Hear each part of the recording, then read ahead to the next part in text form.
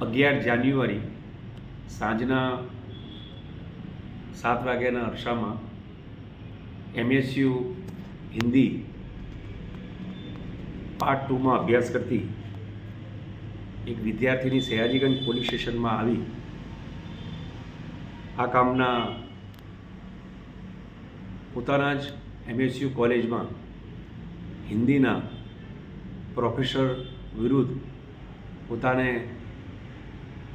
હેરાન પરેશાન કરતા સંદર્ભે ધમકી આપવા બાબતે તેમજ પીછો કરવા સંદર્ભે સયાજીગંજ પોલીસ સ્ટેશનમાં ફરિયાદ નોંધાવેલી છે, જે કામે જરૂરી તપાસ તજવીજ હાથ ધરવામાં આવી. પુરાવા મળતા આ કામના આરોપી પ્રોફેસર અઝર ઢેરીવાલા કે જે છેલ્લા 23 વર્ષથી MS યુનિવર્સિટીમાં હિન્દીના પ્રોફેસર છે.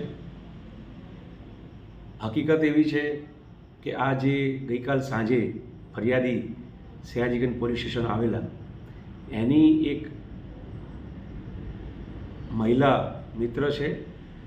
એ મહિલા મિત્રએ જ MS યુનિવર્સિટીમાં વિમેન ગ્રીવન્સ કમિટીમાં આ જ પ્રોફેસર વિરુદ્ધ પોતાને જાતીય સતામણી સંદર્ભે અરજી આપેલી, જે MS યુનિવર્સિટીની ડિપાર્ટમેન્ટ પ્રોસિડિંગમાં આ કામના હાલના આરોપી પ્રોફેસર અઝર ઢેરીવાલાને MS યુનિવર્સિટીએ સસ્પેન્ડ પણ કરેલ છે.